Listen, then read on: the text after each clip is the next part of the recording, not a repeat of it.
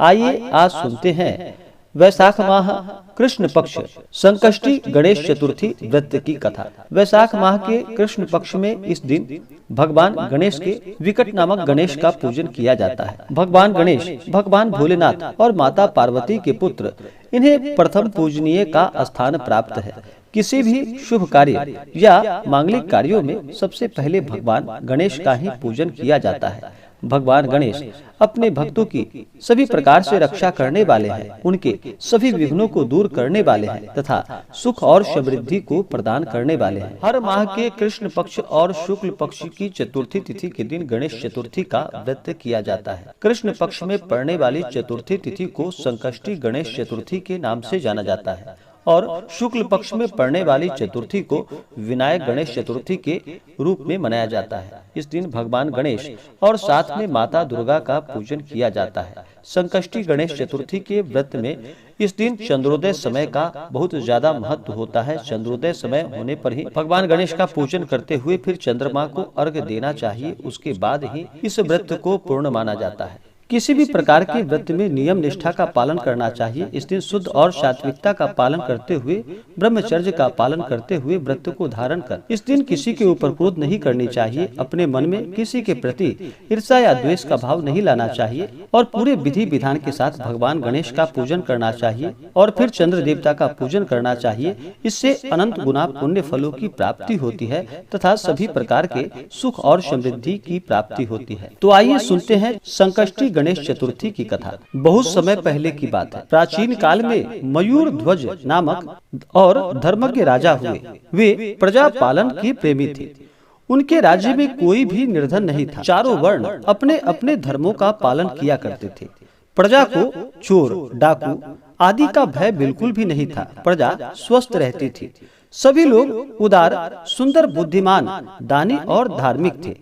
इतना सुंदर राज्य शासन होते हुए भी राजा को कोई पुत्र की प्राप्ति नहीं हुई। तत्पश्चात महर्षि की कृपा से उन्हें कालांतर में एक पुत्र की प्राप्ति हुई। राजा राज्य का भार अपने मंत्री धर्मपाल को सौंपकर विविध प्रकार के खेल खिलौने से अपने राजकुमार का पालन और पोषण करने लगा।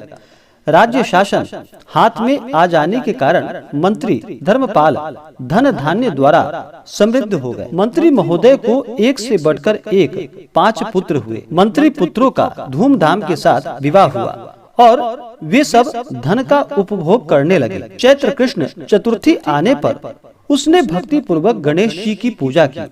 उसका पूजन और व्रत देखकर उसकी सास कहने लगी, अरे क्या तंत्र मंत्र द्वारा मेरे पुत्र को वश में करने का उपाय कर रही है। बार बार सास के निषेध किए जाने पर भी जब बहू न मानी तो सास ने कहा कि अरे दुष्टा, तू मेरी बात मान नहीं रही है, मैं पीट कर तुझे ठीक कर दूंगी।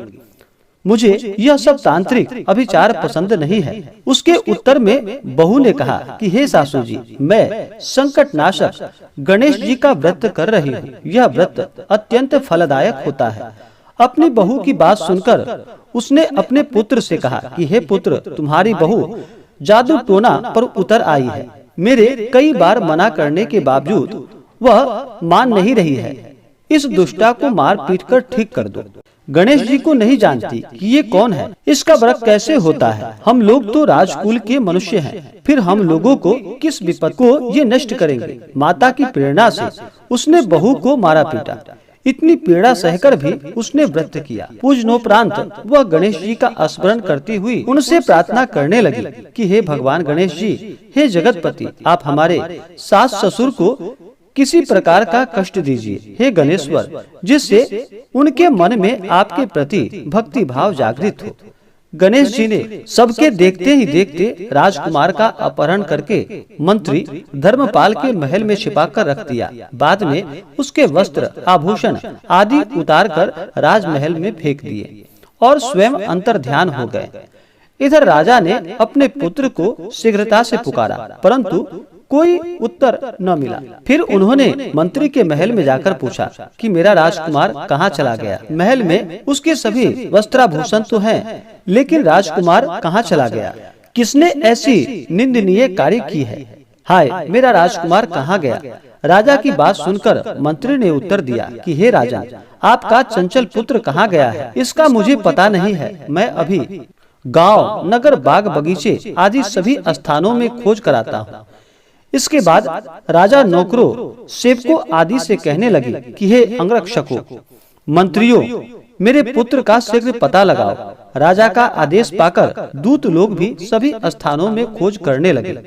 जब कहीं पर भी पता न चला तो आकर राजा से डरते डरते निवेदन किया कि हे महाराज, अपहरणकारियों का कहीं सुराग नहीं मिला। राजकुमार को आते जाते किसी ने नहीं देखा। उनकी बात को सुनकर राजा ने मंत्री को बुलवाया। मंत्री से राजा ने पूछा कि मेरा राजकुमार कहाँ गया? कि हे धर्मपाल, मुझसे साफ साफ बता दे कि राजकुमार कहाँ गया। उसके वस्त्राभूषण तो दिखाई पड़ते हैं, केवल वही नहीं है। अरे नीच, मैं तुम्हारा वध कर डालूंगा, तेरे कुल को नष्ट कर दूंगा, इसमें जरा भी संदेह नहीं है। राजा द्वारा डांट पड़ने पर मंत्री चकित हो गया। मंत्री ने सर झुकाकर कहा कि हे भूपाल, मैं पता लगाता हूँ, इस नगर में बालक अपहरणकर्ताओं का कोई गिरोह तो नहीं और ना ही डाकू आदि रहते हैं। फिर भी हे प्रभु, पता नहीं किसने ऐसा नीच कर्म किया है और न जाने कहाँ चला गया है। धर्मपाल ने आकर अपनी महल में अपनी पत्नी और पुत्रों से पूछा कि अपनी सभी बहुओं को बुलाकर भी पूछो कि यह कर्म किसने किया है। यदि राजकुमार का पता नहीं लगा तो राजा मुझे और वंश का नाश कर देगा। ससुर की बात सुनकर छोटी बहू ने कहा कि हे पिताजी, आप इतने चिंतित क्यों हो रहे हैं? आप पर गणेश जी का कोप हुआ है, इसलिए आप गणेश जी की आराधना कीजिए। राजा से लेकर नगर के समस्त स्त्री पुरुष, बालक, वृद्ध संकट नाशक चतुर्थी का व्रत विधि पूर्वक करे तो गणेश जी की कृपा से राजकुमार मिल जाएंगे। मेरा वचन कभी मिथ्या नहीं होगा। छोटी बहू की बात सुनकर ससुर ने हाथ जोड़कर कहा कि हे बहू, तुम धन्य हो, तुम मेरा और मेरे कुल का उद्धार कर दोगी। गणेश जी की पूजा कैसे की जाती है? हे सुलक्षणी, तुम बताओ। मैं मंद बुद्धि होने के कारण व्रत के महात्म्य को नहीं जानता। हे कल्याणी, हम लोगों से जो भी अपराध हो उसे क्षमा करो और राजकुमार का पता लगा। तब सब लोगों ने कष्टनाशक गणेश चतुर्थी का व्रत आरंभ किया। राजा सहित समस्त प्रजाजनों ने गणेश जी की प्रसन्नता के लिए व्रत किया। इससे गणेश जी प्रसन्न हो गए। सब लोगों के देखते ही देखते उन्होंने राजकुमार को प्रकट कर दिया। राजकुमार को देखकर सभी नगरवासी आश्चर्य में पड़ गए। सब लोग बहुत प्रसन्न हुए। राजा के हर्ष की तो सीमा ही नहीं रही। राजा कह उठे कि हे गणेश जी धन्य है और साथ ही साथ मंत्री की कल्याणी बहू भी धन्य है, जिसकी कृपा से मेरा पुत्र यमराज के पास जाकर भी लौट आया। अतः सब लोग इस संतानदायक व्रत को निरंतर विधि पूर्वक करते रहे। तो बोलिए प्रेम से भगवान गणेश की जय।